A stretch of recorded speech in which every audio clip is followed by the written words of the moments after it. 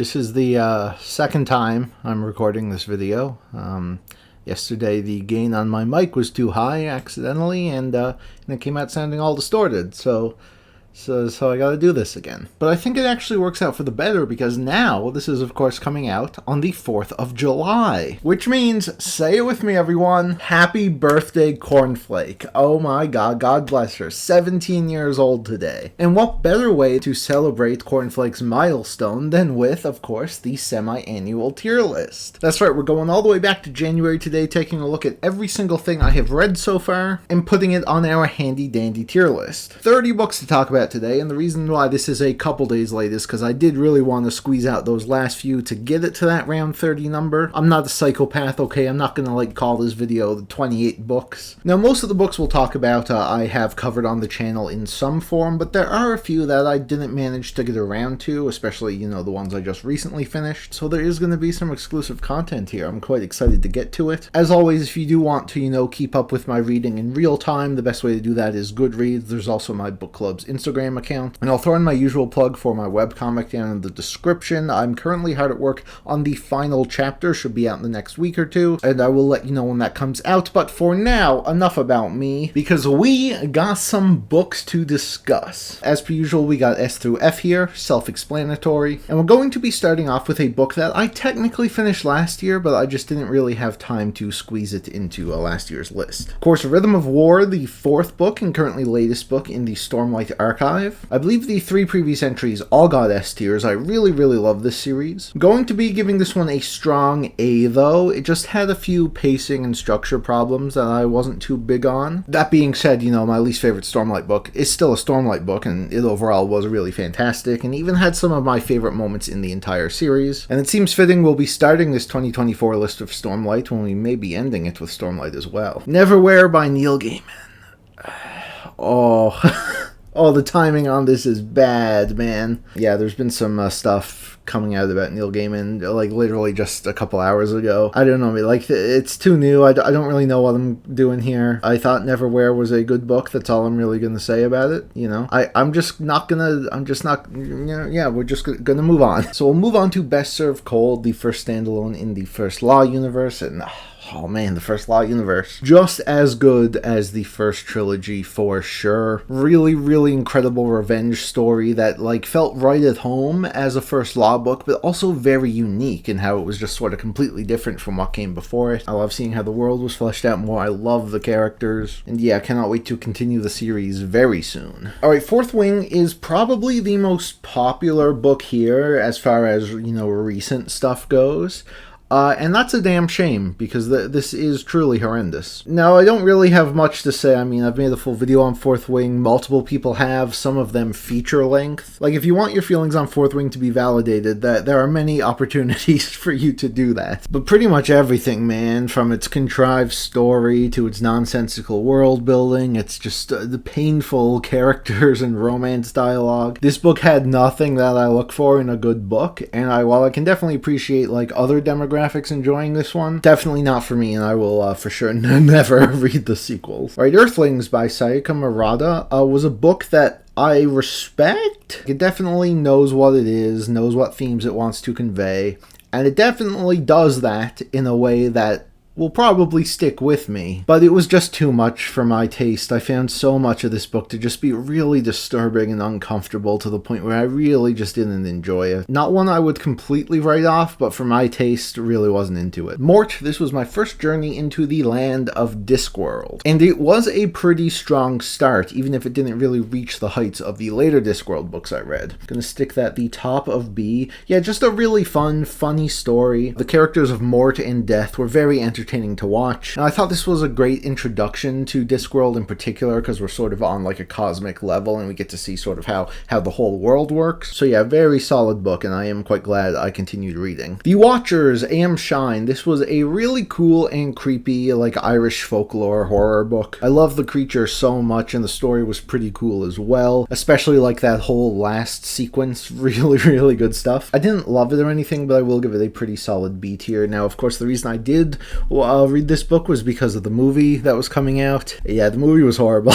It had all the right ingredients, but man, I think I think Shyamalan Jr. here took way too many pointers from her dad. Because, like, it still followed the book mostly, but, like, the execution just was not there. So hopefully she gets another shot in the future, but, oh man, oh yeah, disappointing. Now, the book is actually getting a sequel this year. I don't really know what to expect or how that will turn out, but I probably will check it out. Tress of the Emerald Sea, a book I have yet to actually talk about on this channel, because eventually I kind of want to do, like, a full retrospective on Sanderson's secret projects, but so far this is the only one I've read. Oops. Anyway, Tress is absolutely delightful, and for sure one of Sanderson's best standalone stories that I have read. Gonna stick that with its big brother up here in A. Really fun pirate story, one of the most interesting fantasy worlds I have ever seen. I love how Sanderson is always combining real science with his magic. Just very fun, fast-paced, and delightful, and I definitely think it is both a great starting point for the Cosmere and a great book for veterans of the Cosmere to read, because there are a lot of cool Easter eggs. Assassin's Apprentice. This is the first in the realm of the Elderling saga by Robin Hobb, and what a way to start it. Going to also be placing this up in A. Yeah, for a book that really doesn't have much going on with its plot, I was kind of surprised at just how invested I was in it. And that is because Robin Hobb's character writing is so immaculate. Like, her world building and stuff is cool too, man, but just following Fitz from right when he was born to where he is now. All the people who come in and out of his life, man, it was really something else, and I'll get more into that once we get to the sequels here. But yeah, still a strong start to the series. Another start to a series with Dungeon Crawler Carl. Yes, this is a pretty popular lit RPG, so it's, very video gamey, and I thought it was a blast. It was very funny, though it didn't shy away from having its more mature themes. I enjoyed a lot of the gaming references and allusions, and I enjoyed how it set the stage for a much bigger story. One that I hear continues to grow and get better with each book. So I'm going to be sticking that at the top of B for now, and this is another series I will be continuing quite shortly. Okay, Icebreaker.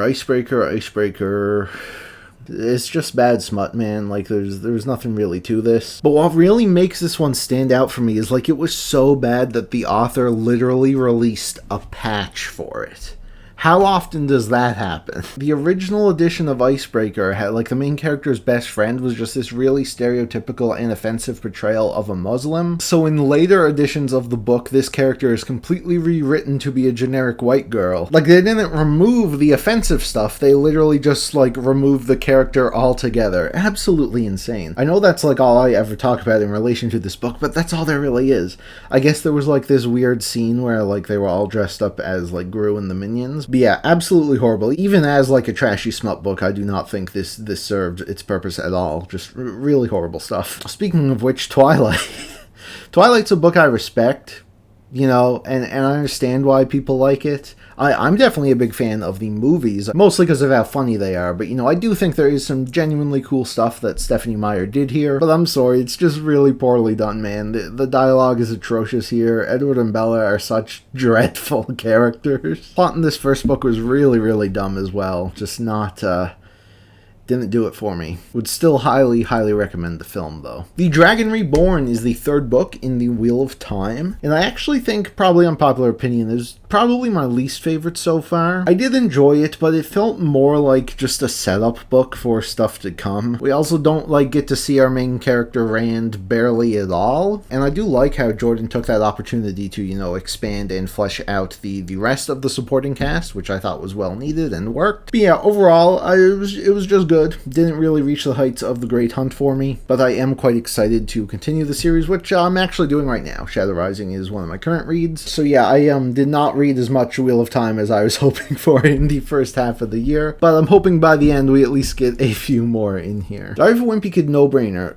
This was interesting, reading the latest entry in the series that has been running for years and years, but I haven't actually checked out since I was younger. And I hate to sound like a cranky old man, but they don't really make them like they used to. Yeah, Jeff Kinney still knows his stuff. He knows how to, tell good jokes for kids. But I don't know, the fact that there were no, character arcs for Greg to go through, just how, everything is so nonsensical farcical and over the top now, where pretty much everything's an impossible scenario. Yeah, I'm just not a huge fan of the direction the series took, but that's fine, because I'm not the one really reading these. Guards, the second Discworld book that I checked out, and it was a big step up from Mort. I really enjoyed this one. A lot heavier on the humor and the satire. I really like the mystery elements as well, even had some good action. It has so many elements that work so well together, and this one really showed me how skilled Terry Pratchett was. Angel of Indian Lake, Stephen Graham Jones, man. This is his third and final entry in this trilogy, and it definitely went out with a bang, let me tell you. As a big horror fan, it had pretty much everything I could have asked for, and even more. Almost too much. But I think it really did stick the landing. You know, it was action-packed, full of twists, and a really satisfying way to end off our main character's arc. So yeah, if you're a horror fan, this trilogy is definitely a must-read, and Jones is back in just a couple weeks with a new book. What the heck? Excited to see how that one turns out as well. Oh, Royal Assassin. I saw the vision with Assassin's Apprentice, man, but my god, did Royal Assassin blow me away. This book was stunning. It was stunning. And it is actually going to the very top of S for now. Man. This book just continues to grow Fitz as a character, but it's a lot more focused this time because a lot of the setup had already been done. So we're just spending a lot of time in Buckkeep and seeing like all the politics, all the drama, all the relationships. And it's so incredible, man. Robin Hobb, her writing, my god. Absolutely blown away by it. She could have gone a bit easier on some of the characters though. Now we've been going for a while and I'm starting to notice that the C tier is looking a bit naked. So I think we're going to go ahead and fix that and slap the Familiar down here. Familiar was my first Lee Bardugo book, and it was not a great first impression. This is a book I think does everything adequately. Like, yeah, decent story, decent characters, decent magic system. It's all decent, but doesn't really go above and beyond to be anything else. So yeah, it's fine, I guess. That's all I can really say. And it's why going from this to Ninth House was such a surprise for me, because I really enjoyed Ninth House. Definitely has too many problems to be an A, but like I just really had a blast, so I'm gonna stick it top of B here. I don't care. This whole university supernatural murder mystery, right up my alley. I love the premise. Characters took a while to grow on me, but they did grow on me. And even when the book was being absolutely ridiculous and I wasn't really taking it seriously, I was still very entertained. Definitely a series I want to continue at some point. Under the Whispering Door, this one a bit of a step down from Clune's other books that I've read. I think we'll go bottom of B here, because it was still good and I really liked his portrayal of the afterlife. Had some lovable characters as well. I just think that this one played it a bit safe. It was very reminiscent of House in the Cerulean Sea, to the point where things felt a bit more predictable. I wasn't super surprised with anything happening. But yeah, still a solid, lighthearted little book. Now, I have read dozens and dozens of Stephen King books, and one of the big ones that was kind of insane that I hadn't checked out yet was, of course, 11/22/63. Because many people say that this is one of his best novels, hands down. They are right, and this one is bumping all the way up to S tier. I think putting it in between these two works well. Best Served Cold is still like a masterpiece, though. Don't get that twisted. History and politics is always stuff that King has included in his books, and this was sort of his magnum opus of this. Just this big, epic time travel story about trying to prevent the JFK assassination. But if you know anything about this book, it goes far beyond just that simple premise, and I think the depiction of time travel here is one of the best ones I have ever seen. As always, he's a master at character work and seeing their relationships. Oh my god. Absolutely a must-read, not only for King fans, but just historical fiction in general, science fiction. It's incredible stuff. But alas, we don't care, because the next book is Small Gods. And if you're new to the channel, when I first read Small Gods, I was kind of gagged and kind of like at a loss for words, because I thought it may have been the best book I've ever read. And I still think it probably might have been. This really brings everything that I had enjoyed about Discworld up to this point to like an incredible crescendo. The characters, the satire, the storytelling, it was all perfect here. Like, this book was absolutely stunning in every sense, man. It's gonna be damn hard for anything to come near it on this ranking, and I think if you're only ever gonna read one Discworld book, this is what it needs to be. If you're only ever gonna read one fantasy book, It's gotta be Small Gods, man. Tell everyone about Small Gods. I'm trying to get my mom to read Small Gods. It is such just a beautiful... just God bless Terry Pratchett, man. I genuinely do not know if anyone did it better than him. And while this is one of my favorite books, history paints a different picture, and they'll say this nonsense. Pride and Prejudice is one of the best books of all time. No hate to my girl Jane Austen, but like you telling me this 200-year-old text about like 16-year-old girls worried about not being married yet is better than Small Gods? I don't know about that. But what I will say is, while Pride and Prejudice was absolutely not for me, like in any sense, like just aren't the types of books I like, it was kind of so good at being that I can't really help but really respect it. The writing was just really solid. I think it held up well, surprisingly funny. You know, as far as rom-coms go, this was like the OG. And I mean, if you're into that type of stuff, this is it, basically. Alright, Cujo is one of Stephen King's earlier books, and that's notable because it was during his, drug era, and he doesn't actually remember writing it at all, and after reading it, definitely far from one of my favorite Stephen King books. I just think, like, Cujo was a really menacing character, and, like, the idea was cool, but there really wasn't enough here to make it a full novel, so I thought parts of it really dragged. There was just so much nonsense in here. In this era, he, like, put out so many back-to-back bangers, but Cujo was definitely not one of them. But as for his brand new book, You Like It Darker, a collection of short stories, I ended up really liking this one, more than I thought I would. And I'm actually going to be sticking that in the bottom of A. Sure, not every story in this one was a home run, but so many of them were, and that includes most of the longer ones, to the point where I have not stopped thinking about some of these and some of these concepts. Again, this was like my first real, like, read all the way through short story collection from King, so, he might have done it better in the past, and I'm just ignorant to it. But yeah, just a really strong showing, and I'm always glad to see that he still has it. Would not be opposed to him writing like another 11/22/63 type book, though. I mean, no rush, King. I know you're old, do what you want, but yeah. Interview with the Vampire by Anne Rice. Another classic gothic horror novel here that was really cool. Really cool vampire lore. I really liked the characters, how the whole thing was framed as an interview, and I think it is definitely worthy of going at the bottom of A here. I wasn't like super in love with it, but I really respect the book and enjoyed a lot of what Anne Rice did here. And I'm kind of interested in seeing what the show is all about, because I have heard very good things about it, and I may even commit to a couple other books in the Vampire Chronicles. It does seem like they go completely off the rails at some point, but I have heard pretty good things about the next couple. Ooh, speaking of books with popular modern shows, Fire and Blood. This one has a bit of a shoddy reputation, the time it came out, how it's like more of a history book and not like a normal Song of Ice and Fire novel. But what can I say, man? George just has one of the most impressive worlds in all of fantasy, and this is him just sort of indulging in it, and it is absolutely delightful. It's gotta be for you, right? Like, you gotta really be into this type of storytelling. But if you are, man...